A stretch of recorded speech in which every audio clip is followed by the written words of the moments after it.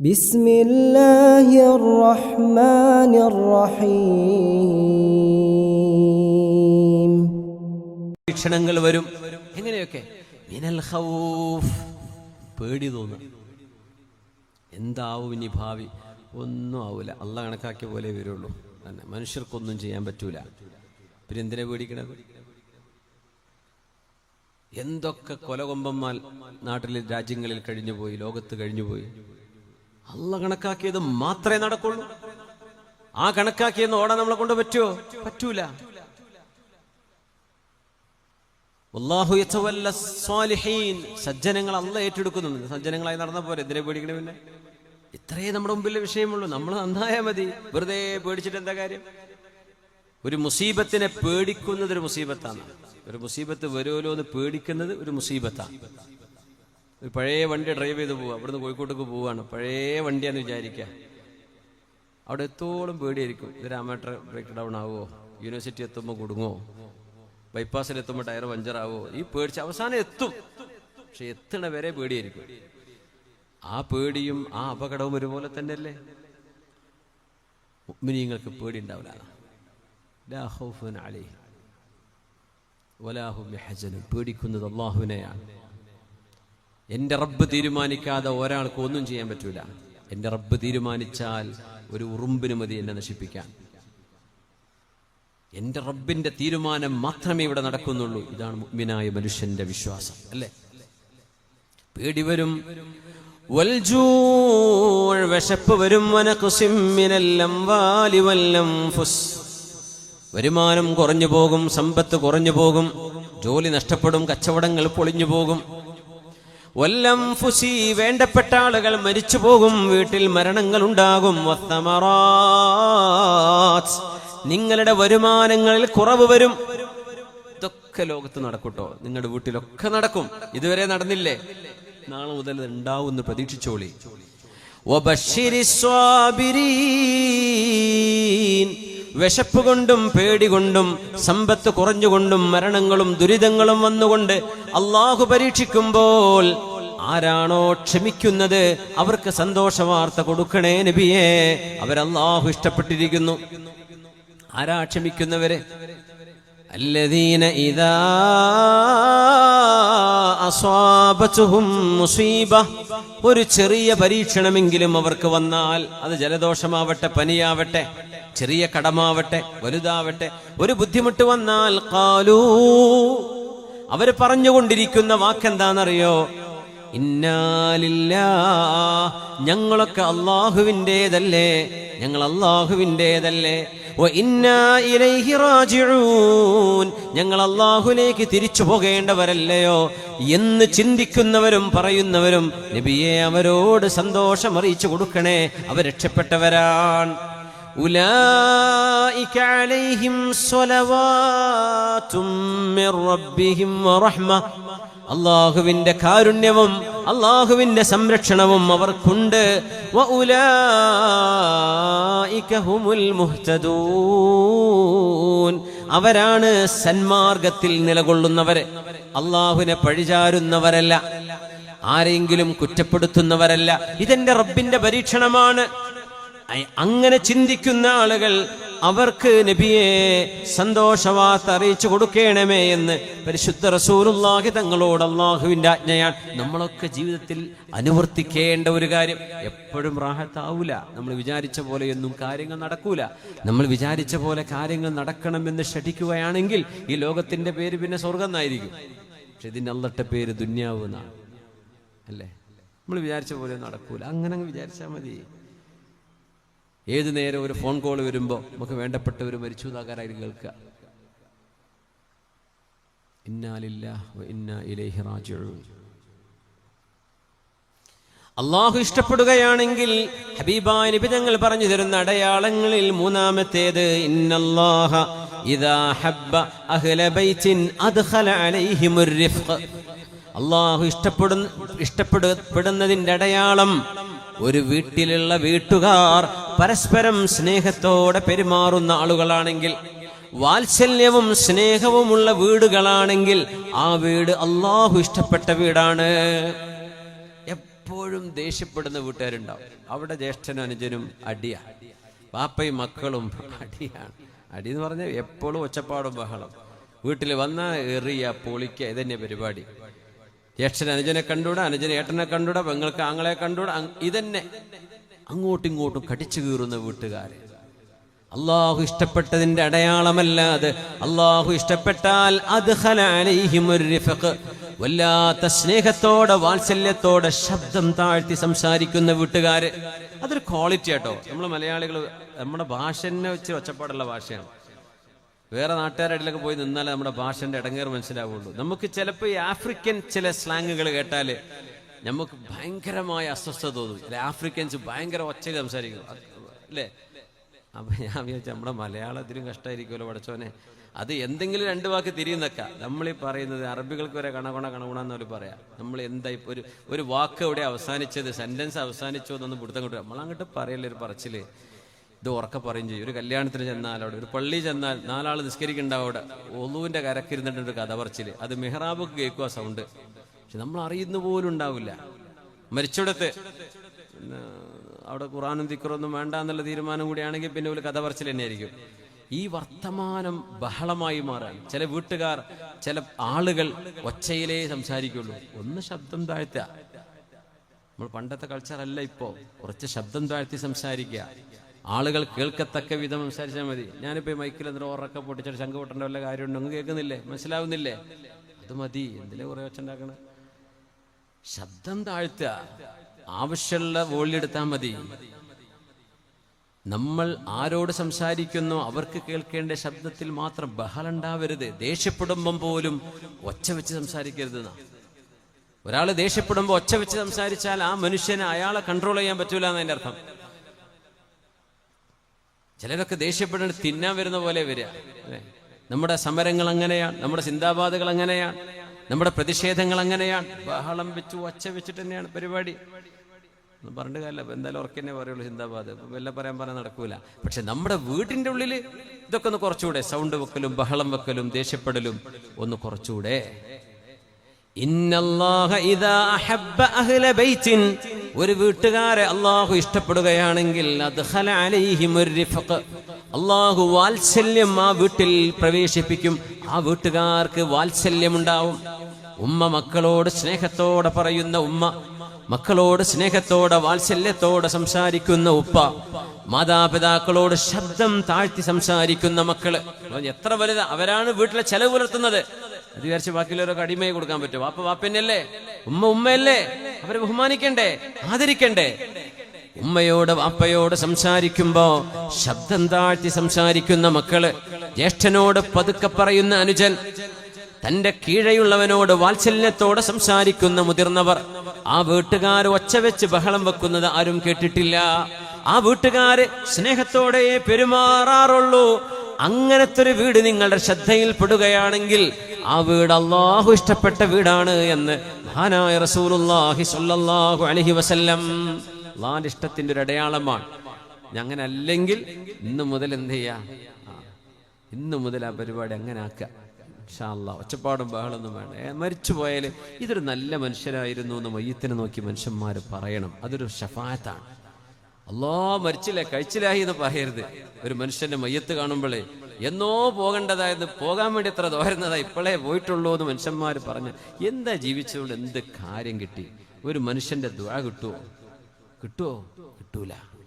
നല്ല അങ്ങാടി വന്ന ബഹളം, കച്ചവടക്കാരോട് തട്ടിക്കയറുക, എല്ലാരോടും ദേഷ്യപ്പെടുക, ഇത് അവർക്ക് മാത്രമേ രസം ഉണ്ടാവുള്ളൂ. ഇത് അനുഭവിക്കുന്നവർക്ക് രസം ഉണ്ടാവില്ല. അതുകൊണ്ട് എന്ത് ചെയ്യണം? സ്വഭാവം മാറ്റണം.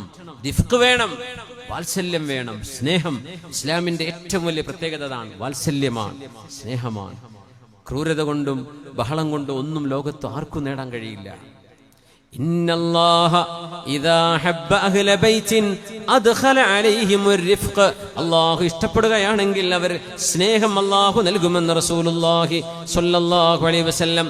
അല്ലാഹു ഇഷ്ടപ്പെട്ട ചില ആളുകളുടെ ഉദാഹരണം റസൂലുള്ളാഹി സ്വല്ലല്ലാഹു അലൈഹി വസല്ലം തങ്ങളുടെ ചില അനുഭവങ്ങളിലൂടെ നമ്മൾ വിവരിക്കാൻ പോവുകയാണ്. മുവാഫഖത്തുൽ അബ്ദി ലില്ലാഹി ഫീമാ യഖൂലുഹു മിൻ കലാമിൻ വഅഹ്കാം.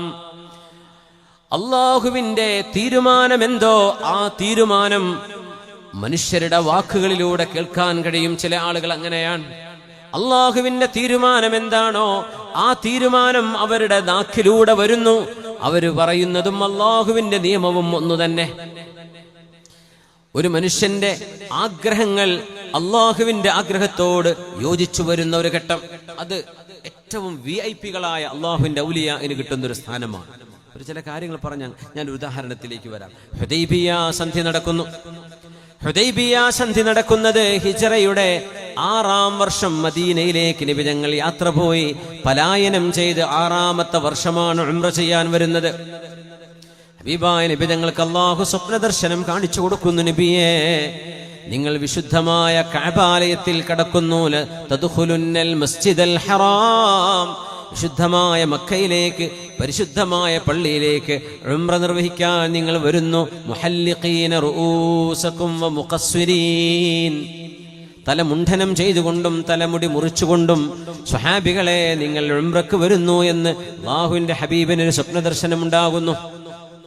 അതിന്റെ അടിസ്ഥാനത്തിൽ ഉംറ ചെയ്യാൻ വേണ്ടി മദീനയിൽ നിന്ന് പുറപ്പെടുന്നു. എത്ര ദൂരം? 450 കിലോമീറ്റർ മരുഭൂമിയിലൂടെ യാത്ര ചെയ്യണം. 450 കിലോമീറ്റർ. യാ അല്ലാഹ്. ഹുദൈബിയ എന്നത് മക്കയുടെ പരിസരമാണ്. മക്കയുടെ ഇളം തെന്നലടിച്ച് വീശുന്നത് അനുഭവിക്കാനുണ്ട്. മക്കയുടെ ഗന്ധം വരുന്നുണ്ട്. മക്കയുടെ സ്മരണകൾ ഉയരുകയാണ്. മക്ക കണ്ണിൽ കണ്ടു തുടങ്ങുന്നു. വിശുദ്ധ ഹറമിലേക്ക് എത്തിക്കൊണ്ടിരിക്കുകയാണ്. അപ്പോഴാണ് ഖുറൈശികൾ തിരിച്ചു പോകണം, നിങ്ങൾക്ക് ഉംറ ചെയ്യാൻ ഈ വർഷം ഞങ്ങൾ നിങ്ങളെ സമ്മതിക്കില്ല. എന്തുകൊണ്ട്? ഒരു കാരണവുമില്ല. നിങ്ങൾ പോകണം, ഞങ്ങൾക്ക് ഉംറ നിർവഹിക്കണം, നിങ്ങൾ തിരിച്ചു പോകണം. ഞങ്ങൾ ഉംറ ചെയ്യാൻ വന്നവരാ, ഞങ്ങളുടെ ലഗേജ് നിങ്ങൾ നോക്കൂ, ഞങ്ങളുടെ വാഹനം തപ്പിക്കോളൂ. ഞങ്ങൾ ആയുധങ്ങളുമായി വന്നവരല്ല, ഞങ്ങൾ യുദ്ധത്തിന് വന്നതല്ല. നിങ്ങൾ ആയുധം കൊണ്ടുവന്നോ ഇല്ലയോ എന്ന പ്രശ്നമല്ല, നിങ്ങൾ ഈ വർഷം തിരിച്ചു പോകണം.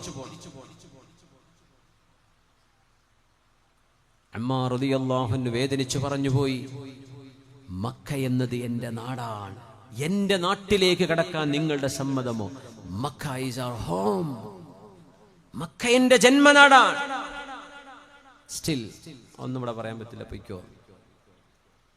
ആലോചിച്ച് നോക്കി, എയർപോർട്ട് പോയിട്ട് തിരിച്ചു വിട്ടാൽ എന്തായിരിക്കും അവസ്ഥ? നമ്മൾ കാറിലോ ഓട്ടോറിക്ഷയിലോ കയറി പോയിട്ടുണ്ടാവുക, ബസ്സിൽ പോയിട്ടുണ്ടാവും. ഇവിടെ അടുത്തല്ലേ, യാത്ര പോകാൻ പറ്റാതെ തിരിച്ചു പോന്നാൽ എത്ര വേദന ഉണ്ടാവും. ഇത് 400 കിലോമീറ്റർ 450 കിലോമീറ്റർ യാത്ര ചെയ്തു. ഹബീബായ നബി ഞങ്ങൾക്ക് ഒരു വിരലനക്കിയാൽ 2500 വരുന്ന സ്വഹാബികൾ, അതിൽ ഉമർ റളിയല്ലാഹു അൻഹുവിനെ പോലെയുള്ള വീരശൂരരായ ആളുകൾ ഹബീബിന്റെ കൂടെയുണ്ട്. ഒരു യുദ്ധം എന്ന് പറയുകയേ വേണ്ടൂ. അവിടെ വന്ന മുഴുവൻ ഖുറൈശികളെയും നിലംപരിശാക്കാൻ പറ്റുന്ന സ്വഹാബിമാർ ഹബീബിന്റെ കൂടെയുണ്ട്. എന്നാൽ ലോകത്തിന്റെ ഗുരു പറയുന്നത് അവിടെ സമാധാനത്തിനാണ്. നമ്മളൊരു സന്ധിയിൽ ഒപ്പുവെക്കുകയാണ്. ആ സന്ധിയിൽ ഒപ്പുവെക്കുന്നത് 10 വർഷം നമ്മൾ തമ്മിൽ യുദ്ധം പാടില്ല. മിനിമം 10 വർഷം, പിന്നെ ഇത് എക്സ്റ്റെൻഡ് ചെയ്യാം. ഉമർ റളിയല്ലാഹു അൻഹു ആ കരാറിന്റെ ക്ലോസുകൾ മുഴുവനും ഓരോന്ന് വായിച്ചു കൊണ്ടിരിക്കുമ്പോൾ നബിയോട് പറഞ്ഞു, നബിയേ, അവര് പറയുന്ന ഡിമാൻഡുകളൊന്ന് കണ്ടോ നബിയേ? മക്കയിൽ നിന്ന് ആരെങ്കിലും മുസ്ലിമായി നമ്മുടെ മദീനയിലേക്ക് വന്നാൽ അവരെ മക്കത്തേക്ക് തിരിച്ചയക്കണം. അതിന് കുഴപ്പമില്ലായിരുന്നു. മദീനയിൽ നിന്ന് ആരെങ്കിലും മക്കയിലേക്ക് വന്നാൽ അവരെ പിടിച്ചു വെക്കും. ഒരു മുസ്ലിം പോയാൽ അവനെ പിടിച്ചു വെക്കും, ഒരു മുശ്രിക് വന്നാൽ തിരിച്ചു വിടും വേണം. ആയിക്കോട്ടെ, സാരമില്ല. റസൂലുള്ളാഹ് അങ്ങ് അല്ലാഹുവിന്റെ റസൂലാണ് എന്ന വാക്ക് അവിടുന്ന് വെട്ടണം. തങ്ങൾ പറഞ്ഞു, വെട്ടിക്കോളൂ അലിയാരെ. അലി റളിയല്ലാഹു അൻഹു, നബിയേ, എന്റെ കൈകൊണ്ട് അങ്ങ് അല്ലാഹുവിന്റെ റസൂലാണെന്ന് എഴുതിയത് എങ്ങനെ ഞാൻ എന്റെ കൈകൊണ്ട് വെട്ടാനാണ്? ഉമ്മിയായ നബി തങ്ങൾ ചോദിച്ചു, അലിയേ, എവിടെയാണ് റസൂലുള്ളാഹ് എന്ന പേര് നിങ്ങൾ എഴുതിയത്? തങ്ങൾക്ക് എഴുത്തുമാനെയും അറിയില്ലല്ലോ. കാണിച്ചു കൊടുത്തു, ഇതാണ്. തങ്ങളങ്ങ് വെട്ടി. സ്വല്ലല്ലാഹു അലൈഹി വസല്ലം. ബിസ്മില്ലാഹിർ റഹ്മാനിർ റഹീം, കാരുണ്യവാനായ കരുണാവാരിധിയായ അള്ളാഹുവിന്റെ നാമത്തിലാണ് ഈ കരാർ ആരംഭിക്കുന്നത് എന്ന് എഴുതിയപ്പോ അവര് പറഞ്ഞു, ആരാണ് ഈ കാരുണ്യവാൻ? മുതലാളിയായ കോടീശ്വരനായ യമാമയിലെ, ഇന്നത്തെ റിയാദിലെ ദിർഇയ എന്ന പ്രദേശത്ത് താമസിച്ചു പോയ മുസൈലിമത്തുൽ കദ്ദാബ്, ബനു ഹനീഫ് ഗോത്രത്തിന്റെ നേതാവ്, കോടീശ്വരനായിരുന്ന മുസൈലിമത്തുൽ കദ്ദാബ്, അയാളൊരു കാരുണ്യവാനാണെന്ന് ഞങ്ങൾ വിളിക്കാറുണ്ട്. ആ കാരുണ്യവാനല്ലാതെ ഏതാണ് അല്ലാഹ് എന്ന ഈ കാരുണ്യവാൻ? അതുകൊണ്ട് റഹ്മാനും റഹീമും വെട്ടണം. ബിസ്മിക്കല്ലാഹുമ്മ, പടച്ചവനെ നിന്റെ നാമത്തിൽ. അത്ര മതി. അള്ളാഹനെ വിശ്വസിച്ചു. അള്ളാഹിന്റെ കൂടെ വേറെയും ദൈവങ്ങളുണ്ട് എന്ന് വിശ്വസിച്ചു. അവർ ശിർക്ക് ചെയ്തവരായിരുന്നു മക്കക്കാർ. ഇതൊക്കെ വെട്ടി. അതിൽ ഉമർ തങ്ങൾക്ക് ദേഷ്യം വന്നു.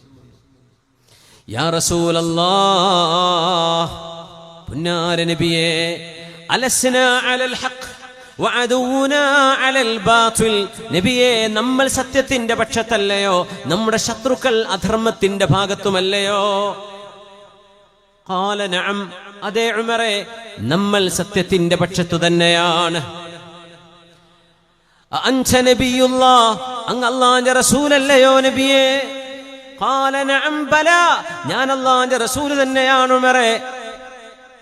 ഫലിമ ഹാദിഹി ദനിയ നുഅതി ദനിയത അലാ ദീനിനാ, എന്തിനാണ് നബിയെ നമ്മൾ അപമാനം സഹിച്ചു പോകുന്നത്? എന്തിനാണ് ബിസ്മില്ല വെട്ടാൻ നിൽക്കുന്നത്? എന്തിനാ റസൂലുള്ള വെട്ടാൻ നിൽക്കുന്നത്? എന്തിനാണ് അവർ പറയുന്ന കരാറിന് സമ്മതം മൂളുന്നത്? മക്ക നമ്മുടെ നാടല്ലയോ? നമ്മൾ അവരെ പുറത്താക്കിയതല്ലേ? ആ ജന്മനാട്ടിലേക്ക് കഅബാലയം ഒന്ന് കാണാൻ 3 ദിവസമെടുക്കുന്ന നമ്മുടെ ഒരു യാത്രയെ ഈ മക്കയുടെ മുറ്റത്തെത്തിയിട്ട് നമ്മളോട് തിരിച്ചു പോവണമെന്ന് പറയുന്ന ഈ ക്രൂരതക്ക് ആയുധം കൊണ്ട് മറുപടി പറഞ്ഞുകൂടെ എന്ന് ചോദിക്കുമ്പോൾ അല്ലാഹുവിന്റെ റസൂൽ പറയുകയാണ്, ഇന്നി റസൂലുള്ളാഹ്, ഉമറേ, ഞാൻ അല്ലാഹുവിന്റെ റസൂലാണ്. ഹുവ നാസുരി, അല്ലാഹു എന്നെ സഹായിക്കുന്നവനാണ്. വലസ്തു അസ്വീ, എന്റെ റബ്ബ് പറയുന്നതിന് എനിക്ക് എതിര് ചെയ്യാൻ പറ്റില്ല. എന്റെ റബ്ബ് ഈ സന്ധിക്ക് ഒപ്പുവെക്കണമെന്നാണ് പറയുന്നത്. അതുകൊണ്ട് ഞാനത് ചെയ്യുന്നു ഉമറേ. ആ അപമാനം നമ്മൾ സഹിച്ചേ പറ്റൂ. അല്ലാഹു എന്നെ സഹായിക്കും ഉമറേ. ഇന്നല്ലാഹ നാസുരി, അല്ലാഹു എന്നെ സഹായിക്കും. ഞാൻ അല്ലാഹുവിന്റെ റസൂലാണ്. ഇന്നി റസൂലുള്ളാഹ് ഹുവ നാസുരി വലസ്തു അസ്വീ. ഈ വാക്കുകൾ ഓർത്തുവെക്കെ. സിദ്ദീഖ് റളിയല്ലാഹു അൻഹു ഇത് തന്നെ ആവർത്തിക്കാൻ പോകുന്നുണ്ട്. നമ്മൾ എഴുന്നേറ്റ് നിൽക്കാൻ പറഞ്ഞ സമയമായി. 3 സ്വലാത്ത് ചൊല്ലി എഴുന്നേറ്റ് നിൽക്കുകയാണ്. ഒന്ന് കയ്യും കാലൊക്കെ ഒന്ന് കുടഞ്ഞിട്ട് പോകേണ്ടവർക്ക് പോകാനും മുദ്രയ്ക്കാനുള്ളവർക്ക് പോകാനൊക്കെയുള്ള സമയമാണ്. പക്ഷേ അല്ലാഹ് സമയം നേരം വൈകിയും തോന്നുന്നു. ഞങ്ങൾ പോയിക്കോട്ടെ, ഉറക്കൊഴിഞ്ഞിട്ട് ഉസ്താദിന്റെ വേദോണ്ട് സുബഹി കിട്ടിയില്ല എന്ന് പറയാൻ നിൽക്കരുത്, ദയവ് ചെയ്തിട്ട്. എല്ലാ പൂർണ്ണ സ്വാതന്ത്ര്യം. അപ്പോൾ 3 സ്വലാത്ത് ചൊല്ലിയാണ്. ഒന്ന് റാഹത്തിൽ. സമയം പോകണത് അറിഞ്ഞ്. സമയം 1 മണിക്കൂർ കഴിഞ്ഞു. ഇനി 1 മണിക്കൂറും കൂടെ ഒക്കെ പെട്ടെന്ന് തീരുന്ന തോന്നുന്നത്. അപ്പോൾ 3 സ്വലാത്ത് നമ്മൾ ഉറക്കെ ചൊല്ലിയാണ്.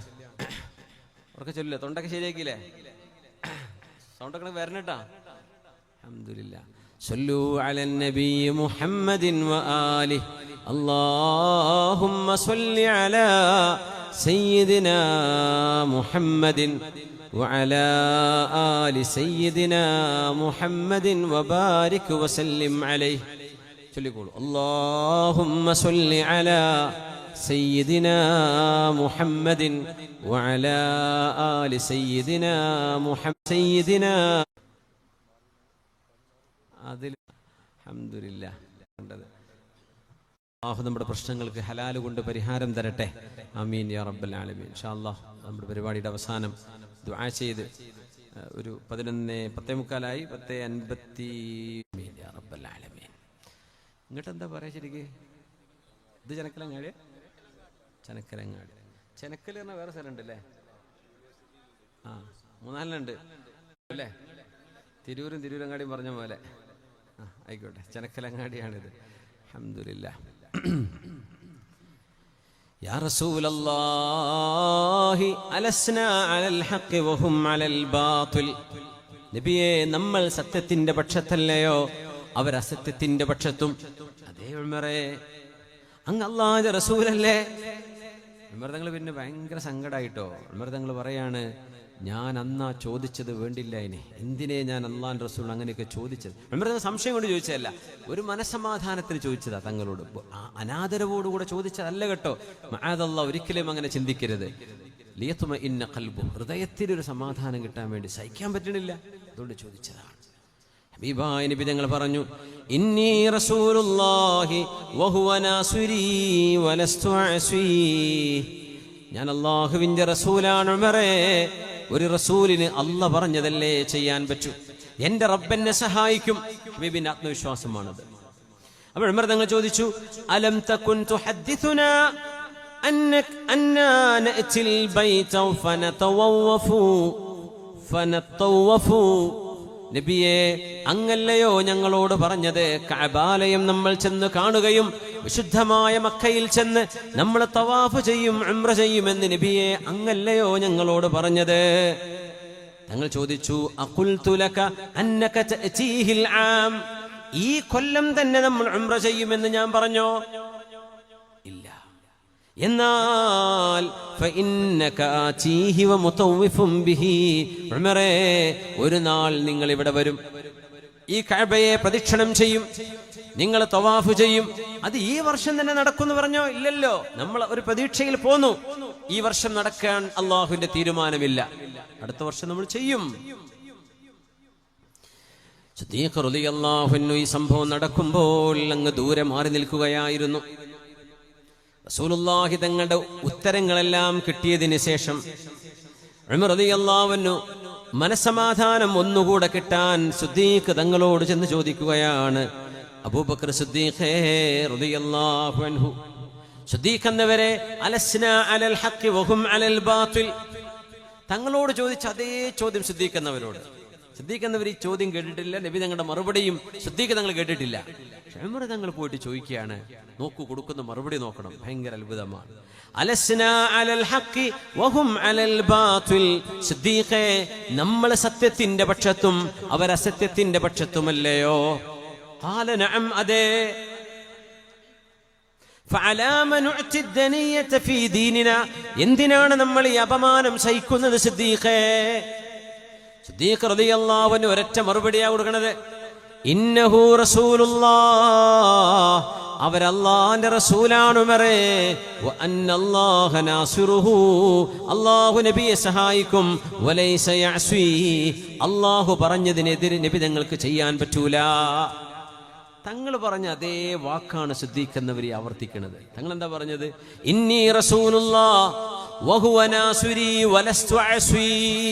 ഞാൻ അല്ലാഹുവിന്റെ റസൂലാണ്, അല്ലാഹ് എന്നെ സഹായിക്കും, എനിക്ക് അല്ലാഹുക്ക് എതിര് ചെയ്യാൻ പറ്റൂല ഉമറേ. സിദ്ദീഖ് റളിയല്ലാഹു അൻഹു ഇത് കേൾക്കാതെ റസൂലുള്ളാഹി തങ്ങൾ എന്താണോ പറഞ്ഞത് ആ വാക്കുകൾ തന്നെ സിദ്ദീഖ് എന്നവർ ആവർത്തിക്കുകയാണ്. ഇവിടെ ഈ മനപ്പൊരുത്തം അള്ളാഹുവിന്റെ മഹബത്തിന്റെ വലിയൊരു അടയാളമാണ്. തങ്ങൾ എന്താണോ മറുപടി കൊടുത്തത് അതന്നെ ഇവിടെ മറുപടി. അങ്ങനെ ഉമർ റളിയല്ലാഹു അൻഹു അടുത്ത ചോദ്യം ചോദിച്ചു, അലം യുഹദ്ദിസന റസൂലു അന്നാ നഅതിൽ ബൈത വനതവഫു ബിഹി. അല്ലാഹുവിന്റെ റസൂൽ നമ്മളോട് പറഞ്ഞിട്ടില്ലയോ അബൂബക്കറേ, കഅബാലയത്തിന്റെ അരികത്ത് നമ്മൾ വരുമെന്നും അവിടെ തവാഫ് ചെയ്യുമെന്നും നമ്മളോട് നബി തങ്ങൾ പറഞ്ഞില്ലയോ? അപ്പൊ ശ്രദ്ധിക്കുന്നവരുടെ ചോദ്യം, അഖാല ലക അന്നക തഅതീഹിൽ ആം. ഈ കൊല്ലം ഇതേ വർഷം നിങ്ങൾ ഉംറ ചെയ്യുമെന്ന് നബി തങ്ങൾ പറഞ്ഞോ ഉമറേ? ഇല്ല. നബി തങ്ങൾ പറഞ്ഞോ ഉമറേ ഈ കൊല്ലം ഉംറ ചെയ്യുന്നു പറഞ്ഞോ? ഉംറ ചെയ്യുന്നല്ലേ പറഞ്ഞിട്ടുള്ളൂ, ഈ കൊല്ലം എന്ന് പറഞ്ഞോ? അത് തങ്ങൾ ചോദിച്ച ചോദ്യമാണത്. അപ്പോൾ ഉമർ തങ്ങൾ പറഞ്ഞില്ല, ഈ കൊല്ലം എന്ന് പറഞ്ഞിട്ടില്ല. അപ്പോൾ ഉമർ റളിയല്ലാഹു അൻഹുവിനോട് സിദ്ദീഖ് എന്നവരുടെ മറുപടി, ഫഇന്നക ആതീഹി വമുതവ്വിഫും ബിഹി. എന്നാൽ ഉമറേ, നിങ്ങൾ മക്കയിൽ വരും, നിങ്ങൾ തവാഫ് ചെയ്യും, നിങ്ങൾ ഉംറ ചെയ്യും. ഈ കൊല്ലം എന്ന് പറഞ്ഞിട്ടില്ലല്ലോ. നമുക്ക് ഉംറ ചെയ്യാൻ അവസരം അല്ലാഹു നൽകുമെന്നല്ലേ നബിക്ക് കിട്ടിയ സ്വപ്നം. അത് ഈ വർഷം എന്ന് പറഞ്ഞോ? ഈ വർഷം തിരിച്ചു പോവാ, അടുത്ത വർഷം വരും, അല്ലെങ്കിൽ പിന്നെ വരും. റസൂലുള്ളാഹി സ്വല്ലല്ലാഹു അലൈഹി വസല്ലം തങ്ങൾ എന്താണോ പറഞ്ഞത് ആ വാക്കുകൾ തന്നെ സിദ്ദീഖ് റളിയല്ലാഹു അൻഹുവിന്റെ നാക്കിലൂടെ അല്ലാഹു മറുപടിയായി കൊടുക്കുന്നത്. ഇത് അല്ലാഹുവിന്റെ മഹബ്ബത്തിന്റെ ഒരു അടയാളമാണ്.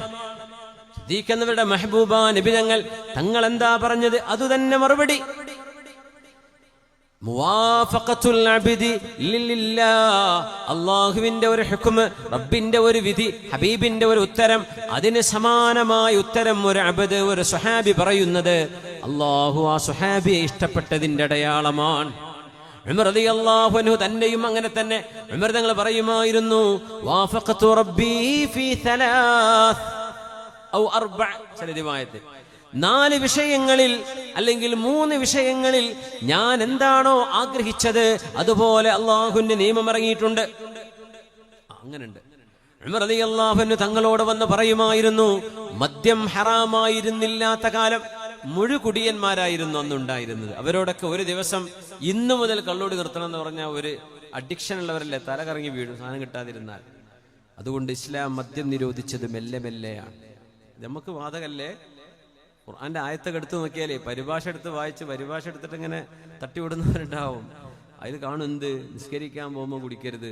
അത് മാത്രം നോക്കിയാൽ എന്താ മനസ്സിലാവുക, മൂലന്മാർ വെറുതെ പേടിപ്പിക്കാട്ടോ, നിസ്കരിക്കുമ്പോൾ കുടിക്കരുത് എന്നേ പറഞ്ഞിട്ടുള്ളൂ എന്ന് തോന്നിപ്പോകും. മഅദല്ലാ, അത് ദുർബലപ്പെടുത്തപ്പെട്ട ആയത്താന്നാ പറയാ. അത് ഓതിയ കൂലി കിട്ടും, ഖുർആൻ തന്നെയാണ്. പക്ഷെ അതിന്റെ ആശയം ആക്റ്റീവ് അല്ല. ഏതാണ് ആക്റ്റീവായ ആശയം? ഇന്നമൽ ഖംറു വൽ മൈസിറു വൽ അൻസ്വാബു വൽ അസ്ലാം. ആയത്തിറങ്ങിയ ക്രോണോളജി മനസ്സിലാക്കണം. അപ്പോഴാണ് ഏത് നിയമമാണ് പ്രാബല്യത്തിലുള്ളത് എന്ന് മനസ്സിലാക്കുക. കള്ള് നിരോധിക്കുന്ന അവസാനത്തെ ആയത്ത് വന്നു, ഇന്നമൽ ഖംറു വൽ മൈസിറു വൽ അൻസ്വാബു വൽ അസ്ലാം റിജ്സും മിൻ അമലിശ് ശൈത്വാൻ.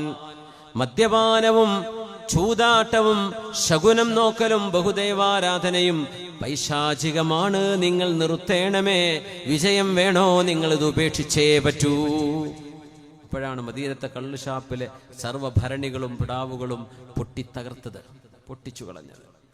ഉമർ റളിയല്ലാഹു അൻഹു അന്ന് നബിയോട് പറയും, നബിയേ അള്ളാഹുവിനോടൊന്ന് പറയണേ, നബിയേ മദ്യമൊന്ന് ഹറാമാക്കാൻ പറയണേ. മൃതങ്ങൾ നബിയോട് ഇങ്ങനെ ഇടക്ക് വന്ന് പറയും. അള്ളാഹിന്റെ വഹി വരാതെ നബി തങ്ങൾക്കത് പറയാൻ കഴിയൂല. അലി റളിയല്ലാഹു അൻഹുവിന്റെ ഒരു നിസ്കാരമുണ്ട്. അന്ന് നിസ്കരിക്കുമ്പോൾ ഒന്നും മദ്യപിക്കരുത് അല്ലെങ്കിൽ മദ്യം പൂർണ്ണമായി ഹറാമാക്കിയ ആ ആയത്ത് ഇറങ്ങിയിട്ടില്ല. അപ്പോൾ കുടിക്കുന്നവർ കുടിക്കുന്നുണ്ട്. അങ്ങനെ ഒരു പാർട്ടി കഴിഞ്ഞ് അവര് ഈ മുന്തിരി വീഞ്ഞും കുടിച്ചിട്ടാണ് നിസ്കരിക്കുക. അപ്പോൾ ഖുൽ യാ അയ്യുഹൽ കാഫിറൂൻ ഓതിയപ്പോൾ ഇടയ്ക്ക് ലാ ലാ എന്നുള്ള ലാ അഅ്ബുദു മാ, ആ ലാ ഒക്കെ പറയാൻ വിട്ടുപോയി. അത് വിട്ടുപോയ ആശയം ഗുരുതരമായ പിഴവ് സംഭവിക്കും. നിങ്ങൾ ആരാധിക്കുന്ന ആരാധ്യ വസ്തുക്കളെ, ദേവീദേവന്മാരെ ഞാൻ ആരാധിക്കുന്നില്ല. ലാ അഅ്ബുദു മാ തഅ്ബുദൂൻ, I don't worship what you worship. ഞാൻ ആരാധിക്കുന്നില്ല എന്ന് പറയേണ്ട, ഇല്ല വരുന്നത് ലാ എന്ന് പറയുമ്പോഴാണ് ഞങ്ങൾ ആരാധിക്കണത് തന്നെ ഞാൻ ആരാധിക്കണമെന്ന് പറഞ്ഞാണ് സംസ്കരിച്ചത്. ഭയങ്കര പ്രശ്നമായി, തൗഹീദിന് ഘടകവിരുദ്ധമായി പോയത്. പൊന്നാരെ നബി, അള്ളാഹിനോട് ഇതൊന്ന് ഹറാമാക്കാൻ പറയോ, മദ്യൊന്ന് ഹറാമാക്കി നബിയെ, മദ്യ ഹറാമാക്കണേ. അങ്ങനെയാണ് അൻസ്വാരികളും മുഹാജിറുകളും തമ്മിൽ ഒരു പാട്ട് കച്ചേരി നടന്നു മദീനയിൽ. ഓരോ കുടുംബം അവരുടെ തറവാടിന്റെ പോരിശ പറഞ്ഞ് പാട്ട് പാടാൻ തുടങ്ങി. അന്നത്തെ ഫേസ്ബുക്കാണ് ഈ പാട്ടുകാർ, അന്നത്തെ കവികൾ. അവർ പറഞ്ഞ നാട് മൊത്തം അറിയും. അങ്ങനെ ഇവരങ്ങോട്ടും പാടാൻ തുടങ്ങി. അപ്പോൾ അൻസ്വാരികൾ എന്ന് പറഞ്ഞാൽ മദീനക്കാര്, നാട്ടുകാരല്ലേ, അവരല്ലേ മുഹാജിറുകളെ സ്വീകരിച്ചത്. അവരെ ചീത്ത പറഞ്ഞിട്ടൊരു മുഹാജിർ പാട്ടങ്ങ് പാടി. അവർക്ക് ദേഷ്യം വന്നു. ഒരു ഒട്ടകത്തിന്റെ താടിയെല്ലുണ്ടെന്ന് ഒരൊറ്റ ഏറ് കൊടുത്തു പാടിയ കവിന്റെ തലയ്ക്ക് തലങ്ങ് പൊട്ടി. ചോരയോടുകൂടെ ഹബീബിന്റെ മുമ്പിലേക്ക് എടുത്തു കൊണ്ടുപോകുമ്പോ ഉമർ റളിയല്ലാഹു അൻഹു പറഞ്ഞു, പൊന്നാര നബിയെ, അള്ളാഹിനോട് കള്ളൊന്ന് നിരോധിക്കാൻ പറയൂ നബിയെ. ആയത്തിറങ്ങുകയാണ്, ഫനസല ജിബ്രീലു അലൈഹിസ്സലാം. ഉമർ തങ്ങൾ പറഞ്ഞതനുസരിച്ച് ആ വിഷയം അങ്ങനെ തന്നെ അള്ളാഹിന്റെ നിയമം വന്നു. ബിസ്മില്ലാഹിർ റഹ്മാനിർ റഹീം. ഇന്നമൽ ഖംറു വൽ മൈസിറു വൽ അൻസ്വാബു വൽ അസ്ലാം റിജ്സും മിൻ അമലിശ് ശൈത്വാൻ. ഈ 4 പിശാചിന്റെ പണിയാണ്. ഇന്നമൽ ഖംറു, ഇൻടോക്സിക്കൻസ്, മത്ത് പിടിപ്പിക്കുന്ന പരിപാടികൾ. അത് പൊടിയോ പെയിന്റോ എന്താവട്ടെ, വായന്റെ പല്ലിന്റെ അടിയിൽ വെക്കണമെങ്കിലും ചുണ്ടിന്റെ അടിയിൽ വെക്കുകയാണെങ്കിലും മണക്കുകയാണെങ്കിലും സ്പ്രേ ആണെങ്കിലും സൂചിയാണെങ്കിലും കുടിക്കുകയാണെങ്കിലും തിന്നാണെങ്കിലും ലഹരിയുണ്ടോ? അത് അല്പം ലഹരി കൂടുതൽ കഴിച്ചാൽ ഉപയോഗിച്ചാൽ ലഹരിയുണ്ടോ? അതല്പം തൊടൽ പോലും ഹറാമാണ്. അതാണ് ശരീഅത്തിന് മാ യുസ്കിറു കസീറുഹു ഫഖലീലുഹു ഹറാം. ലഹരിയുണ്ടാക്കുന്നതും വൽ മൈസിറു, ചൂതാട്ടങ്ങള്, ലോട്ടറി, ചൂതാട്ട പരിപാടികൾ, അതൊക്കെ ലോട്ടറിക്ക് ഗാംബ്ലിങ്ങിലെ വരിക. അത് അടിച്ചാൽ പിന്നെ ഈ മസിലൊന്നും നോക്കലില്ല. അപ്പൊ പിന്നെ അത് പറ്റുമെന്ന് പറഞ്ഞ ഏതെങ്കിലും മൂലരുണ്ടോ എന്ന് അന്വേഷിച്ച് പോകും. വണ്ടി എടുത്തിട്ട് എന്നിട്ട് ആ പൈസ ഊരിച്ചെടുക്കും. ലോട്ടറി അല്ലേ കിട്ടിയത്. ഈമാനൊക്കെ ശരിക്ക് തെളി അവിടെയാണ്. അത് ലോട്ടറി അടിച്ചിട്ടുണ്ടല്ലോ ഈമാൻ വരണം. ഇത് എനിക്ക് വേണ്ട, ഇത് പലിശ പൈസ പോലെ പൊതുകാര്യങ്ങൾക്ക് ഉപയോഗിക്കാൻ പറ്റുള്ളൂ, എനിക്ക് ഉപയോഗിക്കാൻ പറ്റൂല എന്ന് ചിന്തിക്കുന്നൊരു ഈമാൻ വല്ലാത്ത ഈമാനാണ്. ഒന്ന് രണ്ട് കഥ ഉണ്ട്, ഞാൻ പറയണില്ല. ലോട്ടറി അടിച്ചിട്ട് കുടുങ്ങിപ്പോയതേ.